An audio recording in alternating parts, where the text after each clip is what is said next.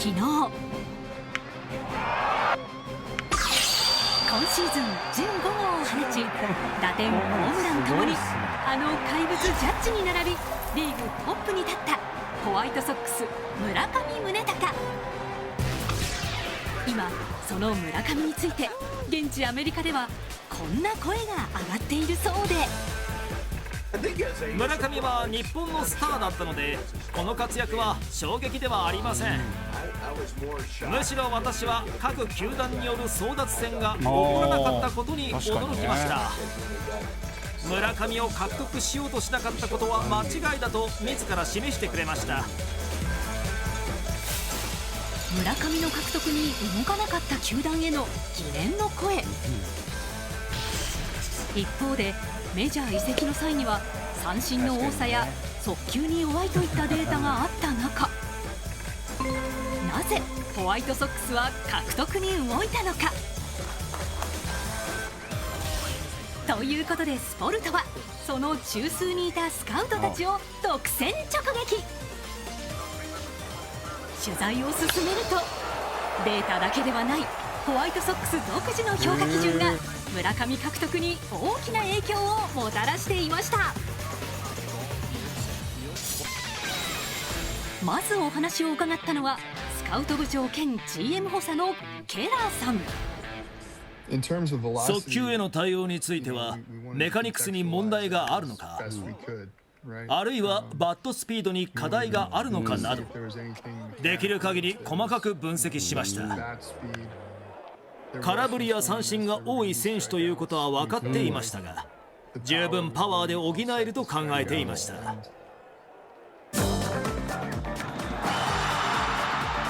日本時代から強烈なインパクトを残してきたパワ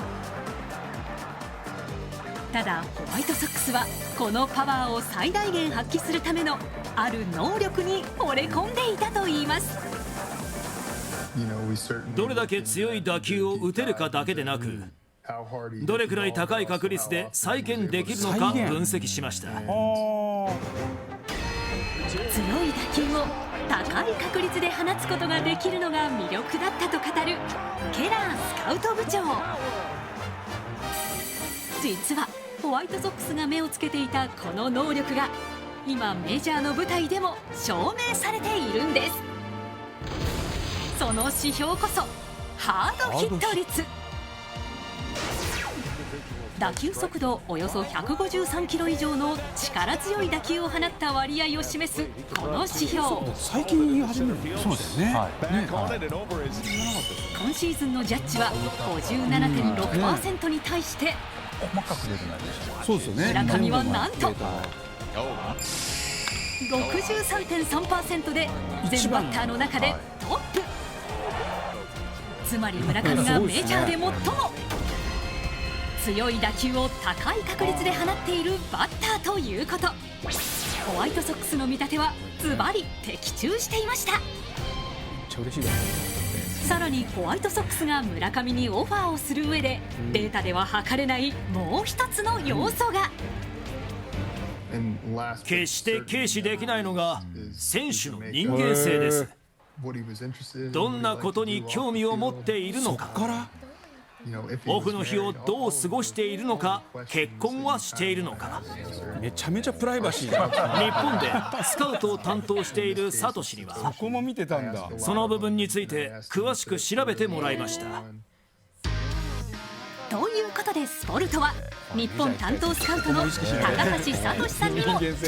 取材。重要視された人間性、特にどの部分を評価していたのか。練習だったり、試合っていうところを現地で見に行くっていうところと、あとは球団関係者から村上選手について話を聞いたりっていうところもしていました。その外国人選手とのコミュニケーション能力っていうところは、その球団の中でも評価されてたっていうところは聞いてまして、メジャー行ってその適応する上で大事なのがやっぱりそういうコミュニケーションだったり。そうですね、やはりそこが一つ前提にあってパフォーマンスが生きてくるっていうところあると思うので、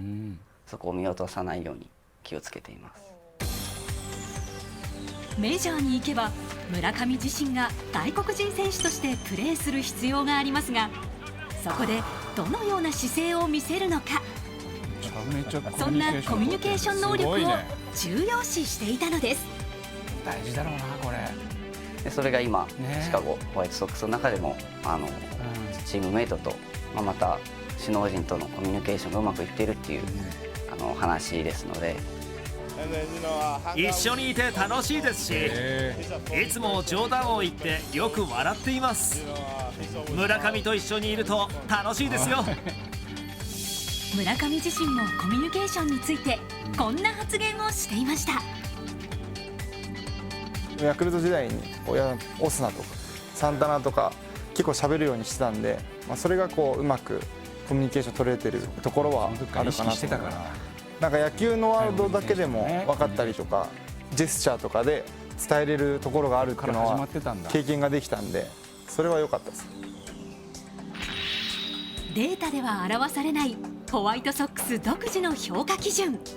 コミュニケーション能力がこの移籍に大きな影響をもたらしていたのです。ちなみにこんな不思議な縁でもつながっていたようで、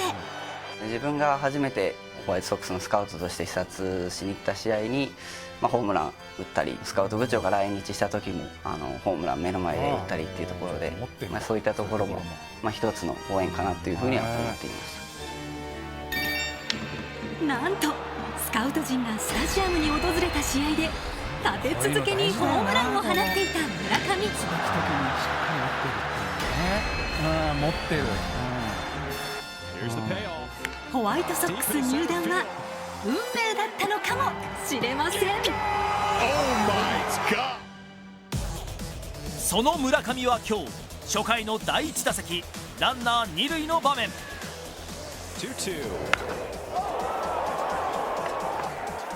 ライトフライに倒れるも打球速度は170キロ。ホワイトソックスのスカウトが評価した力強い打球を放ちます。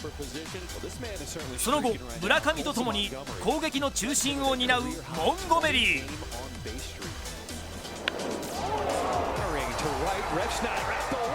ツーランホームランで先制します。実は村上とモンゴメリーは休みの日にお寿司を食べに行く間柄。互いにお寿司を食べさせようとするセレブレーションが現地で話題になっているんです。チームが重要視したコミュニケーション能力で信頼関係を築く村上。この日はノーヒットだったもののホワイトソックスは勝利。3年連続100敗を喫したチームは今ア・リーグ中地区で首位と2ゲーム差の3位、好位置につけています。さあホワイトソックスのスカウトが見抜いた通り、メジャーでホームランを量産している村上選手ですが、内川さん、ここを見れば村上選手の好調ぶりが分かるバロメーターがあるんですよね。そうなんです、こちらですね、村上選手のホームランをよく見てください。この映像の中にですね、好調のバロメーターがあるんですが、バカリさん分かりますか？これ僕らの時はダメだって言われてたんですけど、テイクバックを取った時にこのバットがちょっとこう中に入ってる、これが実は好調。なるほどですね。上半身注目されましたね。はい。でこれはですね、正解がですね、この打った後にですね、はい、注目してほしいんですけど、この左足が一歩下がりますよね、後ろに。はい、下がってますね。この左足、これが僕は好調の要因なんじゃないかなとこれ思います。が好調の打った後。はい。どういう動きっていうことなんですか？はい、これ後ろに行くキーワードはですね、重心移動と壁なんです。壁で、こうバカリさんも一度ね、一緒にこうバットを振ってやってほしいんですけども、こう構えますよね。で、足を出しますね。出します。でもう一つ打った後は、こう左足に体重が残るんですけども、乗ってますよ。ここ残ったまんま打とうとすると、インパクト力伝わりますか？伝わりにくいってことですか？伝わりにくいですよね。なのでここで重心移動が大事になってくるんですね。なのでしっかり左足に溜めた力を前の足ですね、右足の方に重心を動かしていくことによってインパクトに力が加わりますね。でこの力が伝わった地面反力ですね、地面から返ってくる力によって後ろにこうやって戻ってこれるんですよ。帰りなんですか、はいこの足の動きは。なので最初からはい足を出して、はいその場でこう回っていくわけではなくて、はいはい構えたところから重心を移していきながら強いインパクトしますね、はいでフォロースルーの段階ではい前の足からの力が後ろに返ってくるのでこういう形になって後ろにこう戻れるんですね。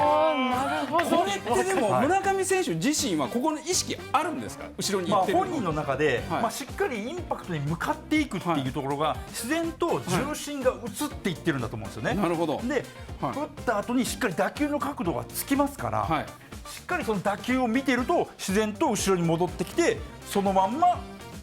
後ろに下がれる。なるほど、はい